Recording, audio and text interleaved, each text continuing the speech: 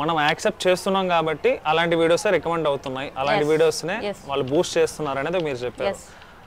మనం యాక్సెప్ట్ చేస్తున్నామని వాళ్ళకి ఎలా తెలుస్తుంది? లైక్ చేయకపోయినా చూడడానికి ఇష్టపడుతున్నారు.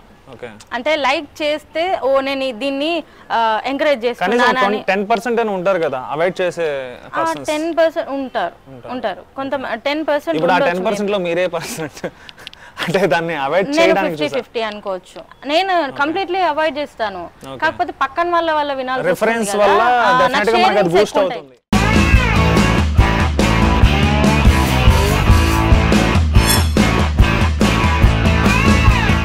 రైట్, ఇదే టాపిక్ మీద మరో పర్సన్ మాట్లాడడానికి రెడీగా ఉన్నారు. వారు ఎవరో కాదు, బిఎంకే గారు.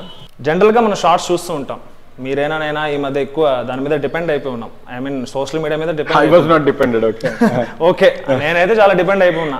సో నేను చూస్తున్న క్రమంలో కొంచెం అడల్ట్ మిక్స్ అయ్యి కొన్ని షార్ట్స్ అనేది ప్రమోట్ అవుతున్నాయి. లైక్ ఇటీవల కాలంలో పోల్చుకుంటే కొంచెం ఎక్కువగానే ప్రొజెక్ట్ అవుతున్నాయి.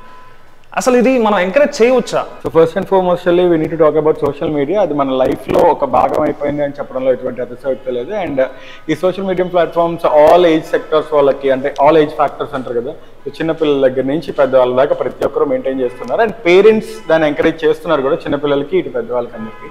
గుడ్ థింగ్స్ చాలా షేర్ అవుతున్నాయి, ఇన్ఫర్మేషన్ షేర్ అవుతుంది. When we are in down motivational videos చాలా షేర్ అవుతున్నాయి. చాలా గుడ్ థింగ్స్ అయితే ఒక 80% ఉన్నాయి. As you told, bad things like adult contents కావచ్చు అండ్ ఇంకా కొన్ని రకాల బ్యాడ్ మోటివేషనల్ వీడియోస్ కావచ్చు, ఇవి ఒక 20% షేర్ అవుతున్నాయి.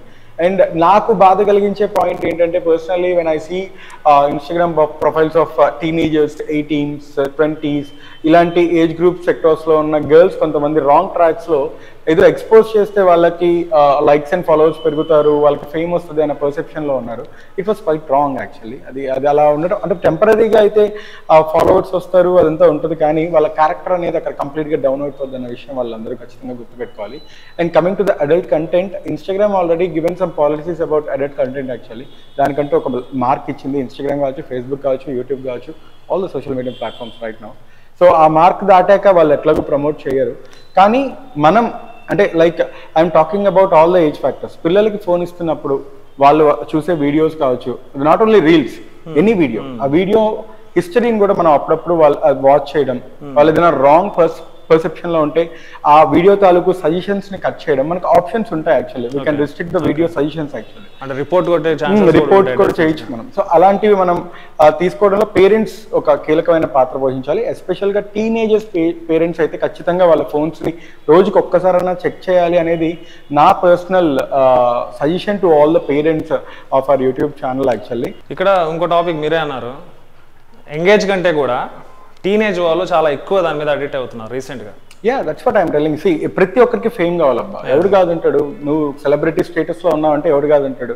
నువ్వు బయటికి వెళ్ళంగానే అరే నువ్వు ఆ యూట్యూబ్ ఛానల్ కదా అనగానే that was your expecting and that's why your doing all this. Opinion మేము చెప్పేది ఏంటంటే లైక్స్ కోసమే అడల్ట్ అనేది ఎక్కువ ఎక్స్పోజ్ అవుతుందంట. Yeah, 200% I strongly believe on that point. లేకపోతే ఇంకెందుకు వాళ్ళు ఎక్స్పోజ్ చేస్తారు? There is no reason about on that కదా. సో నేను ప్రమోట్ అవ్వాలి, నన్ను చూడాలి, ఇలా చూసైనా నన్ను ప్రమోట్ చేయండి, నన్ను లైక్ చేయండి అన్న perception which is very wrong and worst actually. So దాన్ని కంట్రోల్ చేయాలి అంటే మాత్రం 200% parents should play the key role. ఆ పిల్లలతో మాట్లాడడం, పిల్లలతో టైం స్పెండ్ చేయడం, వాళ్ళ ఫోన్ని అప్పుడప్పుడు యూజ్ చేయడం, ఆ హిస్టరీస్ బ్రౌజర్స్ అంతా చూడడం, వాటిలో ఏదన్నా ఇలాంటి అడల్ట్ కంటెంట్స్ కనపడితే వాళ్ళని కొంచెం మందరించి సాఫ్ట్వేర్ వేలోనే, మళ్ళీ టీనేజర్స్కి మనం హార్డ్గా చెప్తే వాళ్ళు వినరు, వెరీ సాఫ్ట్వేర్ వేలో వాళ్ళకి చెప్పడం, ఆ సజెషన్స్ని కట్ చేయడం. ఫర్దర్ 10 years తర్వాత కూడా ఇది ఎక్కువ ఛాన్సెస్ ఉందంటారా, లేకుంటే కంట్రోల్ అవ్వద్దని మీకు ఏమైనా హోప్ ఉందా? ఎక్కువ అవ్వనిండి అబ్బా, it will be very good actually. See, when information was passing around, ఇప్పుడు యాక్చువల్లీ ఫర్ ఎగ్జాంపుల్ చెప్పాలంటే I don't know what happened in 1947 after independence. I don't know about emergency. నేను రీసెంట్గా 2 days back, couple of days back నేను యూట్యూబ్లో ఒక video చూశాను about the emergency time. అసలు independence తర్వాత ఎలా కాంగ్రెస్ వచ్చింది, ఎలా జనతా పార్టీ స్టార్ట్ అయింది, దెన్ ఆఫ్టర్ ఎలా అది భారతీయ జనతా పార్టీగా కన్వర్ట్ అయింది, తర్వాత బీజేపీ ఇప్పుడు ఎలా ఎస్టాబ్లిష్ అయింది, ఎలా మన కంట్రీ ఎకానమీ నడుస్తుంది, ఎకానమీస్ లో ఎన్ని రకాలు ఉన్నాయి, ఇలాంటివన్నీ నేను తెలుసుకున్నా, which is very informative and I can ఖచ్చితంగా ఇన్ఫర్మేటివ్ అయితే ఉంటుంది. యా, సో నేను అనేది అదే, ఇలాంటి మంచిని తీసుకోండి సోషల్ మీడియా నుంచి, రాంగ్ పర్సెప్షన్స్ ని తీసి పక్కన పెట్టండి. ఎస్పెషల్ గా పిల్లలకి ఇంట్లో వాళ్ళకి అవి కనపడకుండా చేయడం వెరీ ఇంపార్టెంట్. అండ్ ఈ మధ్యకాలంలో నేను చాలా దగ్గరలో గమనిస్తున్నాను, ఈవెన్ హౌస్ వైఫ్స్ కూడా రాంగ్ ట్రాక్స్ లో సీరియస్ గా పెళ్ళయి మంచి ఫ్యామిలీ ఉండి వాటిని వదిలిపెట్టుకొని ఇలాంటి రాంగ్ ట్రాక్స్ వే చెప్పాలంటే వాళ్ళే ఎక్కువ చేస్తున్నారు కూడా. అకార్డింగ్ టు వన్ సర్వేస్ 36.7% దాకా హౌస్ వైఫ్స్ ఈ అడల్ట్ కంటెంట్ చేస్తున్నారు అనడానికి చాలా బాధగా ఉంది. బట్ అది ఖచ్చితంగా ఇంట్లో వాళ్ళు తీసుకోవాల్సిన జాగ్రత్త. హస్బెండ్ గా తనకంటూ ఒక పాత్ర ఉండాలి. He should have a third eye on the phone what his wife was using and all. మీరు పెద్దవాళ్ళు అయితే ఏమవుతారంటే లైక్ పోలీస్ అవుతాను, కలెక్టర్ అవుతాను, సో ఇలా అనేవాళ్ళం. ఇప్పుడు ప్రతి ఒక్కరు యూట్యూబ్ ఫేమస్ అవుతాం. అది ట్రూయే కదా. సో కానీ థింగ్ ఏంటి అంటే I was 90 kid actually. Good thing ఏంటి అంటే ఇప్పుడు కమింగ్ జనరేషన్స్ కి, ఇప్పుడున్న పాస్ అవుట్ జనరేషన్స్ కి, ఒకప్పుడు మీరు ఏమవుతాం అంటే డాక్టర్, ఇంజనీరు, లేకపోతే ఇంకేదో అనేవాళ్ళు. కానీ ఇప్పుడు అలా కాదు. ఎన్ నెంబర్ ఆఫ్ ప్రొఫెషన్స్ వచ్చాయి. యూనో బీటెక్ చదివి చాయ్ వాళ్ళ పేరు పెట్టి కోట్ల రూపాయలు టర్న్అవుట్ చేసే వాళ్ళు ఉన్నారు. పానీపూరి బండి పెట్టి లక్షల్లో సంపాదించే వాళ్ళు ఉన్నారు.